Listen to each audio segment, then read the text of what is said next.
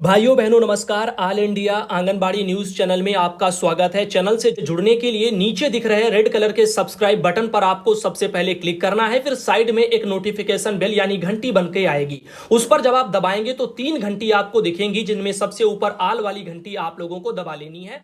तो आंगनबाड़ी सेविका सहायिका मिनी बहनों, आज के इस वीडियो में आप सभी का स्वागत है। उम्मीद करते हैं आज का वीडियो आप सबको पसंद आए। अगर पसंद आए तो लाइक करना और अपने चैनल से जुड़ने के लिए चैनल को सब्सक्राइब कर लेना। तो देखिए यहां पर आप सबको एक संग ऐप के बारे में हम पहले से बता चुके हैं। आप सब बहनें यूजर आईडी और पासवर्ड डाल करके लॉगिन कर रही हैं तो लॉगिन नहीं हो रहा है।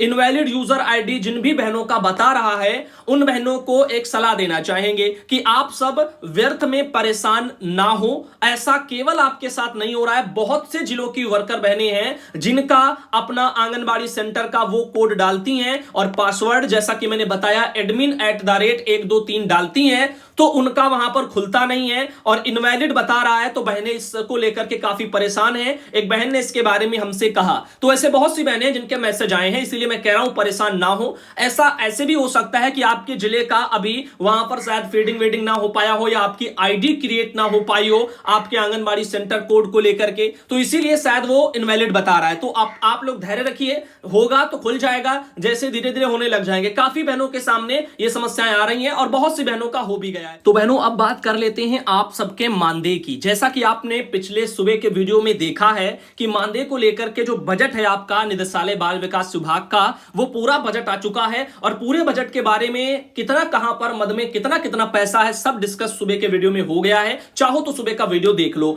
अब यहां पर एक बहन है जो कि शारदा देवी बहन है और सिद्धार्थनगर जिले से आती हैं। इन्होंने कहा है कि ये सहायिका है शारदा देवी और इनका जुलाई महीने का जो मानदेय है 750 रुपया वो नहीं आया है राज्य सरकार वाला। तो वो कब तक आएगा बताने का कष्ट करें। तो बहन थोड़ा इंतजार कर लीजिए। काफी बार ऐसा मैंने देखा है अभी तक की कुछ बहनें होती हैं जिनका कुछ ना कुछ पैसा रह जाता है और वो अगले महीने जब पैसा उनका बाकी लगता है तो उसके साथ में पिछला वाला भी आ जाता है। तो धैर्य रख लो, बजट भी आ गया। अब हो सकता है जब आपका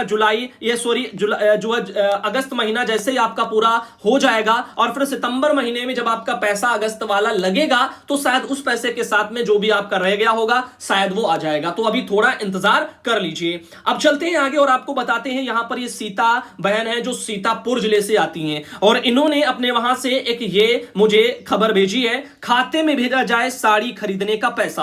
तो आंगनबाड़ी बहनें चाहती हैं कि उनका जो पैसा है ड्रेस वाला वो उनके खातों में डायरेक्ट भेजा जाए, ना कि जो है यहां पर विभाग की तरफ से घटिया क्वालिटी की साड़ी बहनों को दी जाए। अब सीतापुर में यह आवाज उठाई गई है कि सरोजनी वाटिका पार्क में आंगनबाड़ी कर्मचारी संघ की बैठक हुई है जिसमें साड़ी खरीदने के लिए धनराशि खातों में भेजने सहित अन्य समस्याओं पर चर्चा भी की गई है। और बैठक में आंगनबाड़ी कार्यकर्ता बहनों ने कहा है कि सरकार ने जो मोबाइल दिए हैं वह खराब हो चुके हैं, मोबाइल रिचार्ज का पैसा भी नहीं मिलता है और मांग की गई है कि नया मोबाइल खरीदने और रिचार्ज के पैसे दिलवाए जाएं। कहा है कि उपलब्ध कराई गई साड़ी की जो क्वालिटी है वो बहुत ही खराब है, कई जगह से वह फटी निकल रही है। मांग है कि पूर्व में वहां की तरह जो है खाते में साड़ी का पैसा भेजा जाए। एक बार आपने देखा था बहनों के खातों में साड़ी के पैसे भेजे गए थे, सेम टू सेम वैसे ही साड़ी के जो पैसे हैं वो बहनों के खातों में भेजे जाएं। और कार्यकर्ता ने इसके अलावा भी अपनी मांगों पर चर्चा की है। बैठक में जिलाध्यक्ष नीतू सिंह, महामंत्री रामेश्वरी राठौर और मुन्नी बहन चौधरी बहन, और यहां पर मुन्नी चौधरी बहन है, अनीता रेखा है, अनीता सिंह है और कल्पना मिश्रा है, नीलम पांडे है, काफी बहनें वहां पर मौजूद रही हैं।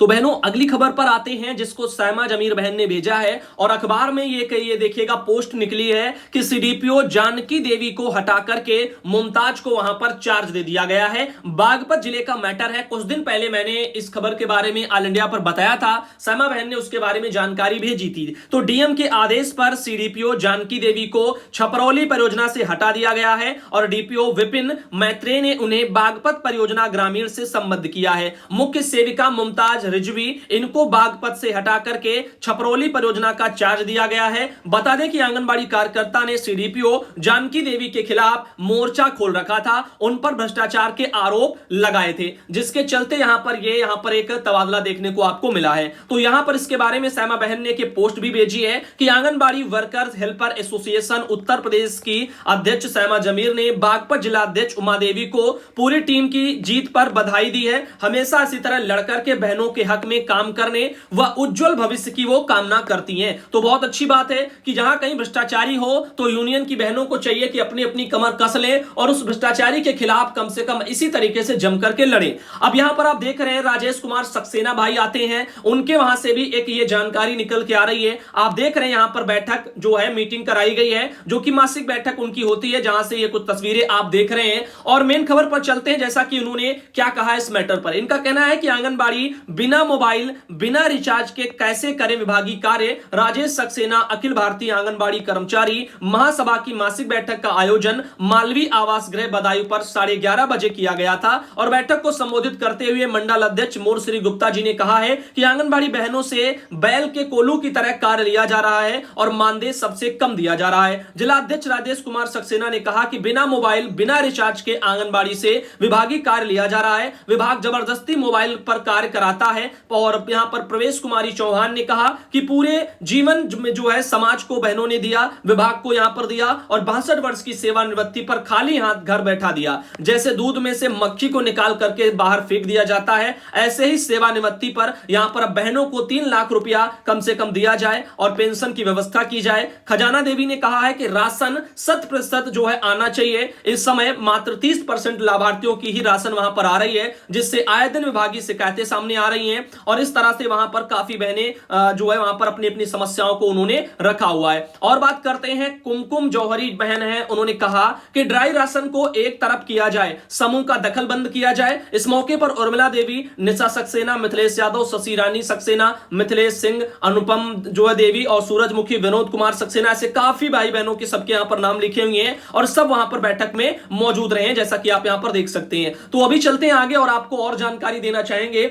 अब यहां पर आप देख रहे हैं गुड़िया देवी बहन है, आंगनबाड़ी कार्यकर्ता है और सवितापुर इनका केंद्र है, परियोजना इनका भांवरकोल है, जिला इनका गाजीपुर है। इन्होंने एक ये खबर भेजी है जो कि इनका कहना है, आइए सुनते हैं। इन्होंने कहा कि आदरणीय सुधांशु भैया प्रणाम, हम आपके माध्यम से यह जानकारी प्राप्त करना चाहती हूं कि पोषण ट्रैकर ऐप पर जिन बच्चों की उपस्थिति हम दर्ज कर रहे हैं और बच्चों की उपस्थिति रजिस्टर में भूलवश उनमें से किसी बच्चे की उपस्थिति दर्ज नहीं कर पाए हैं, जिन बच्चों की उपस्थिति हम पोषण ट्रैकर ऐप पर दर्ज किया हूं, जैसे पोषण ट्रैकर ऐप पर सोहन को उपस्थित किया और उपस्थिति रजिस्टर में सोहन के जगह गलती से सोनी को उपस्थित कर दिया, जिसकी जानकारी हमें उसी दिन हो पाया। इस बात की जानकारी हमें दूसरे अथवा तीसरे चौथे दिन हुआ, तब क्या होगा, इस परिस्थितियों में हमें क्या करना चाहिए, कृपया मार्गदर्शन देने की कृपा करें। इस बात की जानकारी हम इसलिए पूछ रहे हैं कि सभी बच्चे तो प्रतिदिन आंगनबाड़ी केंद्र नहीं आ पाते हैं। यदि इस तरह की गलती आपकी आंगनबाड़ी बहनों से हो जाती है तो विभाग आपकी आंगनबाड़ी बहनों के ऊपर कौन सा कार्रवाई कर सकता है, बताने की कृपा करें। तो ये देखो मेन रूप से आपका मैटर क्या हो जाएगा, फर्जी हो जाएगा। यानी मान लीजिएगा अगर आपने पोषण ट्रैकर पर जो संख्या दर्ज करी आज, ठीक, रजिस्टर पर भी तो अटेंडेंस लगानी पड़ती है। अब सच्चाई क्या होती है, सच्चाई केवल एक ही जो है पहलू होता है, लेकिन झूठ के और यहां पर उन चीजों के कई पहलू बन जाते हैं। अब जैसे मान लीजिएगा अगर रजिस्टर एक तरफ हो गया, ये क्या हो गया, मान लीजिए रजिस्टर हो गया और ये आपका पोषण ट्रैकर हो गया। रजिस्टर में आप कुछ कर ही नहीं रही है, पोषण ट्रैकर पर जो मर्जी आया आपने भर दिया, ठीक। अब अगर आप मान लीजिए सही भी भरा है, सुन लेना हमारी बात, तो अगर सही भी आपने भरा है और अगर आपने रजिस्टर पर नोट नहीं किया तो आप भूल जाएंगी कौन कौन से बच्चे आए थे। तो आपको चाहिए कि पोषण ट्रैकर पर जो बच्चे भरो, उस पर भरने से पहले आप अपने रजिस्टर पर अटेंडेंस उनकी लगाओ। तो पहले रजिस्टर पर अटेंडेंस लगाओ और उनमें बच्चों के नाम लिखो जो जो आते हैं और फिर उन्हीं बच्चों को आप पोषण ट्रैकर पर फीड करो कि आज ये बच्चे आए, उनकी अटेंडेंस लगाओ। ना कि जो है पोस्टर ट्रैकर पर बहनें पहले भर देती हैं जो भी मन में आया और फिर रजिस्टर पर किया ही नहीं, बाद में जो भी अपने मन से यहां पर भी चढ़ा दिया। अब क्या होगा, आपके जो आंकड़े होंगे वो रजिस्टर के और पोस्टर ट्रैकर के बिल्कुल भी मैच नहीं करेंगे और ऐसे में फिर आपका ये जो अटेंडेंस होगा वो कैसा हो जाएगा, वो फर्जी हो जाएगा। तो इसीलिए हमारी सलाह है कि पहले रजिस्टर पर आप सब बहनें अटेंडेंस लगा ले, नोट कर ले कौन बच्चा आया कौन नहीं आया, फिर उसी अकॉर्डिंग सेम टू सेम आप जो बच्चे आए हैं उनको आप जो है पोस्टर ट्रैकर पर दर्ज करें अटेंडेंस के लिए, तो आपका रियल काम माना जाएगा। अन्यथा उल्टा पुल्टा होगा, मैच नहीं होगा तो वो फर्जी में ही काउंट होगा। ठीक, तो यहां पर इस बारे में आप लोगों को सोचना चाहिए। अब चलते हैं आगे और आपको बताना चाहेंगे, ये एक बहन आती हैं जिनका नाम है ज्ञानवती। इन्होंने कहा सुधांशु भैया जी मैं आंगनबाड़ी कार्य करती हूं और मेरी जो उम्र है वो 40 वर्ष 5 माह हो गई है। मुख्य सेविका का फॉर्म इन्होंने भर दिया है। एससी कैटेगरी से आती हैं, क्या इनको कोई छूट मिलेगी? तो देखो एससी कैटेगरी से छूट मिलती है, तो हर कैटेगरी का अपना अपना वहां पर आरक्षण को लेकर के आयु सीमा में भी छूट होता है। तो ऐसे में जैसे एससी हो गया, एसटी हो गया, ओबीसी हो गया, तो इनको छूट मिलता है। तो आपका जो भी छूट का प्रावधान होगा वो शासनादेश में हुआ होगा और उस टाइम पर मैंने बताया होगा। तो अभी आप इंतजार कर लो, जो भी होगा आगे उसमें खुद पता चल जाएगा। तो आपका फॉर्म अप्लाई हो गया, बस यही आपका मेन है। अब चलते हैं आगे और आपको और बताते हैं, जैसे कि यहां पर गवर्नमेंट ऑफ यूपी लखनऊ में यहां पर 6 माह में 10,000 उद्योग लगेंगे। गवर्नमेंट ऑफ यूपी यानी उत्तर प्रदेश सरकार ने एक ये ट्वीट के माध्यम से जानकारी साझा की है। आइए इस पर भी थोड़ा हम लोग फोकस करते हैं कि लखनऊ में 6 महीने में 10,000 उद्योग लगेंगे। आखिर ये क्या मैटर है जो उत्तर प्रदेश सरकार खुद से इसको जो है यहां पर हाईलाइट कर रही है। अब इनका कहना है कि प्रत्येक गांव में 10 से 15 इकाइयां लगाने की तैयारी है। लखनऊ एक औद्योगिक जिला मिशन पर होगा। अब उसमें कार्य इस तरह लगेंगी इकाइयां, तो पहले इकाइयों को ही समझ लो। बीकेटी क्षेत्र में अधिसंख्य किसान केले की जो वहां पर खेती करते हैं, यहां ग्राम स्तर पर केले की चिप्स बनाने की इकाइयां लगाई जाएंगी। तो केले की जो चिप्स हैं वो बनाई जाएंगी, आलू की नहीं। तो फसल पैदावार के आधार पर जिले के गांवों को वर्गीकृत करके उद्योग लगाए जाएंगे। बैंकों से कर्ज मिलने पर दिक्कत ना हो, इसके लिए जो है जिला प्रशासन के अधिकारी समन्वय करेंगे। तो यहां पर कर्ज वर्ज लोन वगैरह भी मिल जाएगा। अब देखो क्या होता है, कोई बिजनेस किसी को खड़ा करना है तो सरकार की तमाम योजनाएं चलती हैं जिनके तहत आप लोन लेकर के अपना बिजनेस खड़ा कर सकते, उसमें छूट भी मिलती है। तो इन बारे में आप लोगों को जानकारियां होनी चाहिए। वैसे आंगनबाड़ी बहनें इन मुद्दों पर चर्चा नहीं करती, लेकिन होनी चाहिए चर्चा, क्योंकि यहां पर छूट का प्रावधान होता है, एक बड़ा सा लोन मिलता है, सब कुछ चीजें होती हैं। अब देखो लखनऊ को औद्योगिक जिला बनाने की तैयारी, जिला प्रशासन अगले 6 माह में 10,000 सूक्ष्म छोटे मझोले उद्योग लगाने की तैयारी कर रहा है। इसके लिए डीएम ने बैंकों, उद्योग व्यापार से जुड़े लोगों के साथ में बातचीत की है। कुछ गांवों के लोगों से संवाद करके भूमि तैयार की है। डीएम सूर्यपाल गंगवार की ओर से शुक्रवार को एसीए यानी एसीएस और आपके एमएसएमई वगैरह इनसे सूचना नवनीत सहगल को इस बारे में जानकारी दी गई है।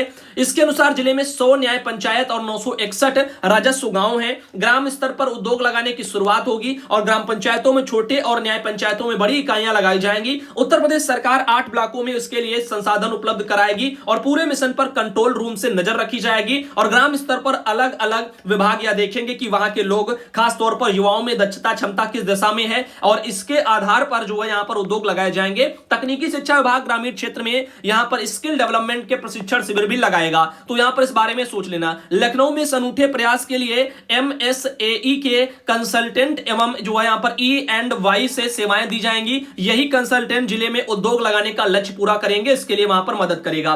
तो आप देख रहे हैं इस तरह से ये उद्योग को लेकर के बातें चल रही हैं। इधर शशि बहन आती है हरदोई से, जिनके द्वारा एक ये फोटो भेजी गई, और ये आती है रजनीश अलीगढ़ से, वहां से उनके द्वारा एक ये फोटो भेजी गई, और ये है संध्या जो कि वाराणसी से आती है, उन्होंने भी फोटो भेजी है।